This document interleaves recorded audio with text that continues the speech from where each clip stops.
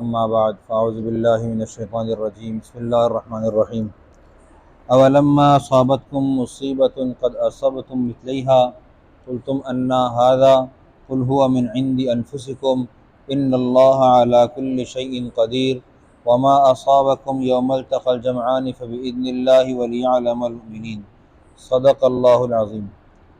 अवलम्मा असाबतकुम मुसीबतुन, क्या वो वक्त नहीं जब तुमको पहुँची मुसीबत, क़द असबतुम मिस्लैहा, जबकि तुम इससे दो गुना ज़्यादा मुसीबत पहुँचा चुके थे। कुल तुमने कहा, अन्ना हादा, ये मुसीबत काहे किस रास्ते से आई। कुल आप कह दीजिए, हुआ मिन इंदी अनफुसिकुम, कि ये मुसीबत तुम्हारी अपनी नफ्स की ख्वाहिश की वजह से है। इन्नल्लाह अला कुल्लि शैइन क़दीर, बेशक अल्लाह हर चीज़ पर कुदरत रखने वाला है। वमा असाबकुम, और जो तुमको पहुँचा, यौमल तक़ल जमआनी, जिस दिन टकराईं दो जुमातें, फ़बिइज़्निल्लाह, बस वो अल्लाह के हुक्म से है। वलियअलमल मुमिनीन, ताकि मुमिनीन जान लें। वलियअलमल लज़ीना नाफ़क़ू, और ताकि वो लोग जान लें जिन्होंने निफ़ाक़ इख्तियार किया। वक़ील लहुम, और उनसे कहा गया, तआलऊ, आ जाओ, क़ातिलू फ़ी सबीलिल्लाह, अल्लाह के रास्ते में क़िताल करो। अविदफ़ऊ, या ये कि अपना दिफ़ा करो। क़ालू, वो कहने लगे, लौ नअलमु क़ितालन लत्तबअनाकुम, अगर हम लड़ना जानते तो हम तुम्हारी ज़रूर इत्तिबा करते। लत्तबअनाकुम लाम ताकीदी है, हम तुम्हारी इत्तिबा ज़रूर करते। हुम लिल कुफ्रि यौमइज़िन, वो कुफ़र के लिए उस वक्त अक़रब मिनहुम लिल ईमान, बनिस्बत ईमान के ज़्यादा करीब थे।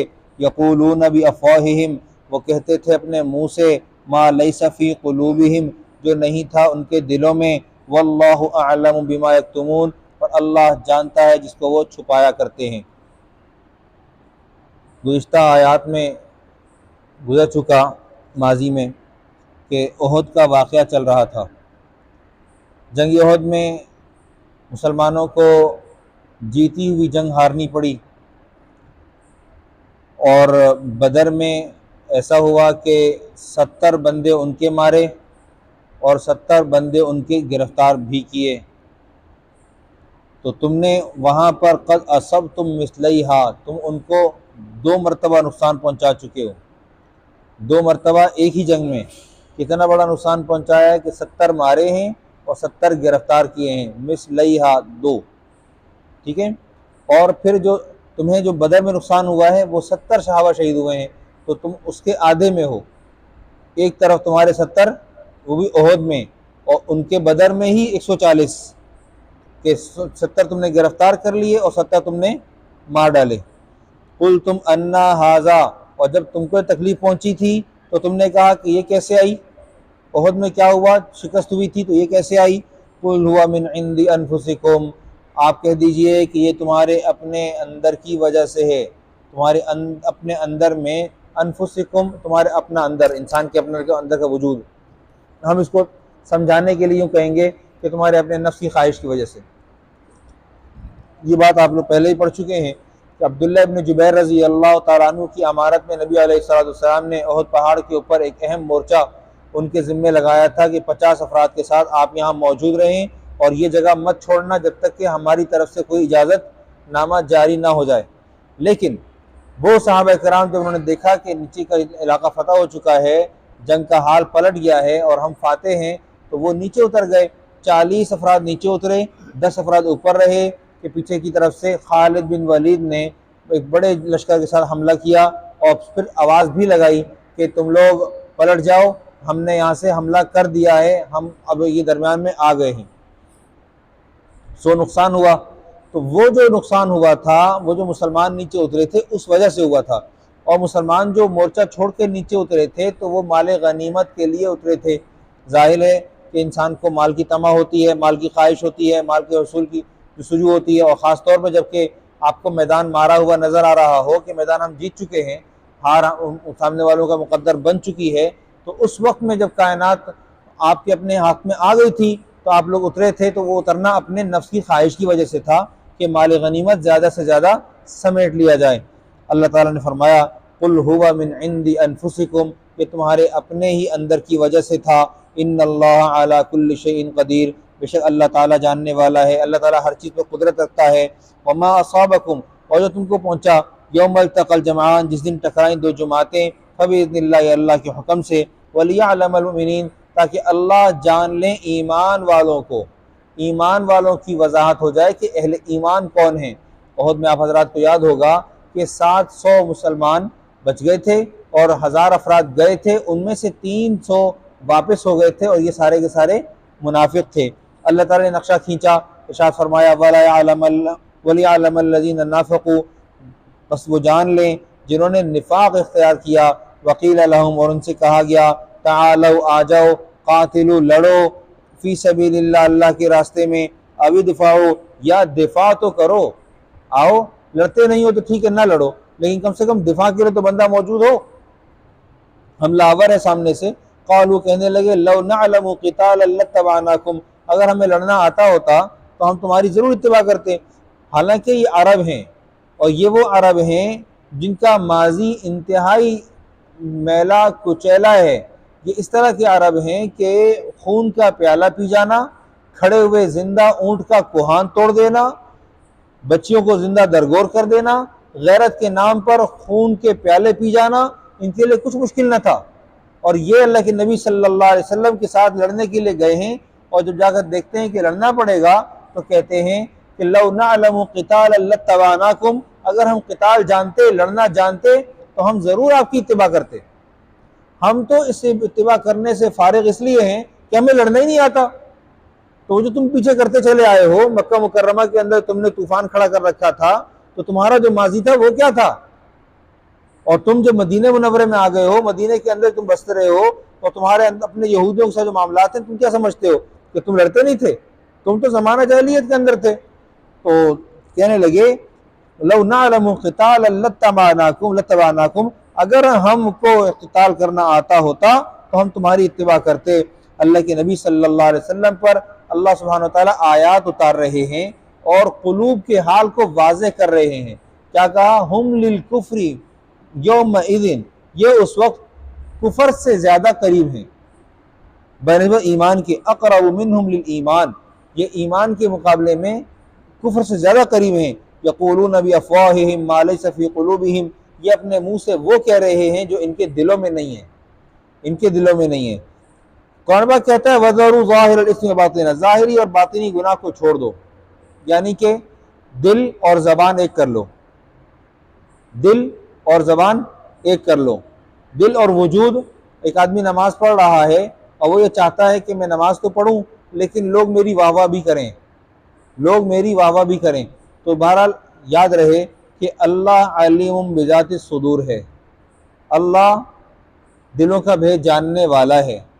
अल्लाह ने कहा, याअलमु खाइनतल अयुन, वो आंखों में पाई जाने वाली खयानत को जानता है। उसके लिए मुश्किल क्या है? वो है लिल्लाहि मा फिस समावाति व मा फिल अर्द, ज़मीन और आसमान में जो कुछ है वो उसका है। तो वो है अला इन्ना लिल्लाहि मा फिस समावाति वल अर्द, ज़मीन और आसमान के दरमियान में वो उसका है। अला इन्ना लिल्लाहि मन फिस समावाति व मा फिल अर्द, जो कुछ ज़मीन आसमान के दरमियान वो उसका है। तो जब कुछ सब कुछ उसका है तो उससे फिर फरार कैसा? ये लोग कितने नादान थे या कितने ज़्यादा समझदार बन रहे थे। कुरान कहता है, युखादिऊन अल्लाह वल्लज़ीना आमनू वमा यख़दऊन इल्ला अनफुसहुम, कि अल्लाह को धोखा देते हैं और नहीं धोखा देते मगर कि अपने आप को। ये किस तरह का धोखा है कि सामने जानते बूझते इनको पता है कि अल्लाह सुब्हानहू व तआला ने नबी बरहक को भेजा है, हमारा मुकाबला नबी बरहक के साथ है और नबी बरहक सल्लल्लाहु अलैहि वसल्लम की मदद के लिए हक़ ताला भी आ सकते हैं। अबरहा का लश्कर अभी करीब करीब में ही गुजरा है, उसका सत्यानाश हक़ ताला ने किया है। बैतुल्लाह हमारे दरमियान में शाइउल्लाह में से मौजूद है और हम ये जानते हैं अच्छे तरीके से कि इसकी हिफाजत का काम अल्लाह ताला ने खुद लिया है। लेकिन तब भी अपने शिर्क के ऊपर और अपने निफाक के ऊपर खड़ा रहना बड़े दिलगुर्दे का काम था, बड़ी बदबख्ती का काम था, बड़ी जलालत का काम था। और ये जलालत को जाल से भी पढ़ें और दौत से भी पढ़ें, दोनों बातों में एक ही है कि गुमराही भी थी और जलालत भी थी। अल्लाह ताला ने कहा, यक़ूलून बिअफ़वाहिहिम मा लैसा फ़ी क़ुलूबिहिम, ये अपने मुंह से वो कहते हैं जो इनके दिलों में नहीं है। दिल का भेद अल्लाह ने जाहिर और बाहिर कर दिया। वाज़ेह अल्फाज में कह दिया कि इनके दिलों के अंदर ईमान की जो नौइयत है वो कुफ्र से ज़्यादा करीब है।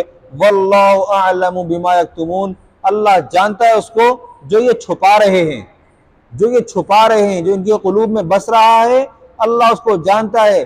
कि आप पर अपना ईमान जाहिर नहीं करते तो आप पर अपना निफाक भी जाहिर नहीं करते।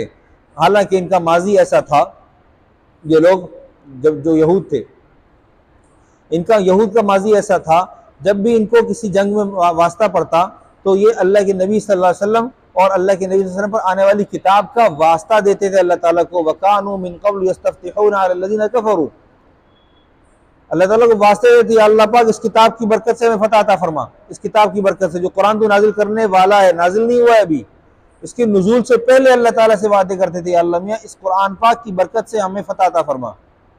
तो तुम्हारा तो माजी जंगजू था और तुम अब कहते हो कि हमें अगर लड़ना आता होता तो हम यकीनन लड़ते। अब मौजूदा दौर में हमारा मुसलमान ये कहे कि हमें लड़ना आता होता तो हम लड़ते, ये वाली बात समझ में आती है।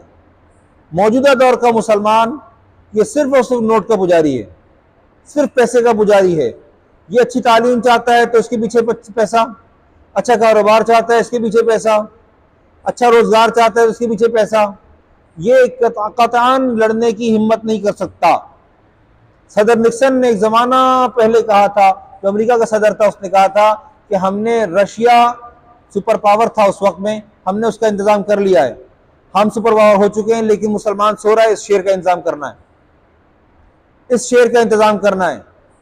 मुसलमान का इंतज़ाम किया उसने लीबिया में कज़ाफ़ी, इराक़ में सद्दाम, सऊदिया में शाह फैसल, पाकिस्तान में भुट्टो, ये सारे निमटाए, ये सारे निमटाए इसलिए कि मुसलमान हैं। ये वो सारे लोग थे जिनके एका से मुसलमानों में इत्तेहाद अगर वाक़ हो जाता तो मुमकिन है कि इन लोगों को उसी तरह की शिकस्त का सामना करना पड़ता जिस तरह की शिकस्त का सामना इनको तहरीक रेशमी रुमाल के वक्त में था, हुसैन अहमदी रहमतुल्लाह अलैह के ज़माने में था, शेख गंगोई रहमतुल्लाह अलैह के ज़माने में था। जिस तरह से उन लोगों ने कहा था कि हम बर्रे सगीर से मुसलमान होने के नाते अंग्रेज को धक्के देकर निकालने की कुव्वत रखते हैं, हम इसको निकाल दें, हम हिंदू मुसलमान आपस में जी लेंगे, हम अपना फैसला खुद कर लेंगे, पहले इस अंग्रेज को बाहर निकालो। आज अंग्रेज हमारे दरमियान में मौजूद नहीं है, लेकिन आप लिखवा लें, आप मुशाहिदा कर लें कि हमारे दिमाग अंग्रेजों के और जाहिर हमारा मुसलमान है, और हम ऐसे मुसलमान हैं कि हम मरे हुए मुसलमान हैं। हज़रत मौलाना ज़ैद राशिदी साहब रहमतुल्लाह बरकातुहू ने कहा कि इस वक्त कौम इस दर्जे पर गिर चुकी है कि इस वक्त सारी कौम को यकबारगी में कत्ल कर देना चाहिए।